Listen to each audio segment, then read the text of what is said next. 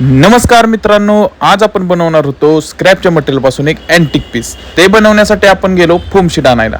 Foam sheet काय पसंत पडली नाही म्हणून आपण त्यांच्या गोडाऊनमध्ये गेलो. आपल्याला पाहिजेल अशी फोम शीट तिथे आपल्याला भेटली. ती ठेवून आपण स्क्रॅपचं मटेरियल आणण्यासाठी स्क्रॅपच्या दुकानात गेलो आणि सगळं लागणारं स्क्रॅपचं मटेरियल तिथून घेऊन शॉपवर आलो. नंतर ज्या आकाराची फोम शीट पाहिजे होती ती मेजरमेंट घेऊन कट केली. श्रीतेश भाऊ आणि आश्लेष भाऊंनी डिझेल वॉश देऊन सगळे स्क्रॅपचं मटेरियल वॉश करून घेतलं. जी खराब फोम शीट होती त्यावर बाईकची ड्रॉइंग काढून घेतली. जे काही मटेरियल लागणार होते ते कट करून घेतले. कट करायला खूपच टाइम जात होता आणि हे काम थोडं किचकट पण होतं, पण जेवढे पार्ट कट करायचे होते ते आपण सगळे कट करून घेतले. स्क्रॅपचे मटेरियल लावून बाईक कशी दिसेल यासाठी आपण हे डेमो स्ट्रक्चर बनवले आणि जे पार्ट अजून लावायची गरज होते ते लावून घेतले. फायनली आता आपण नवीन फोम शीटवर सगळे स्क्रॅपचे मटेरियल चिकटून घेणार होतो. चिकटवण्यासाठी आपण फेविबॉन्डचा यूज करणार होतो. सगळे पार्ट खूपच साईजने छोटे होते आणि चिकटवायला पण त्यांना खूपच टाइम लागत होता. सगळे पार्ट आपण एकोमागं एक चिकटवून घेतले.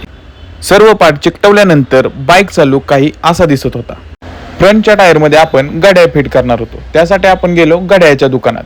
आपल्याला जसं घड्याळ पाहिजे होतं ते सगळं काकांना समजावून सांगितलं. काकांनी त्या पद्धतीने सगळे काटे कट करून घेतले. प्रॉपर मिडलचं मेजरमेंट घेऊन काकांनी काटे बसवायला सुरुवात केली आणि काटे बसून झाल्यानंतर घड्याळ पण एकदम प्रॉपर वर्क करत होतं. आपल्याला जसं पाहिजे होतं तसंच काकांनी घड्याळ करून दिलं.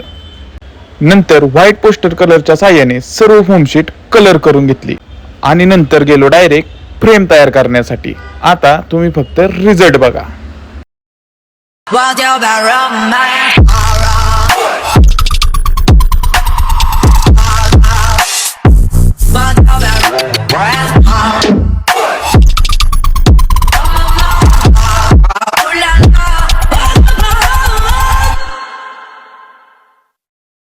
व्हिडिओ आवडला असेल तर लाईक करा आणि आपल्या चॅनलला सबस्क्राईब करा. धन्यवाद.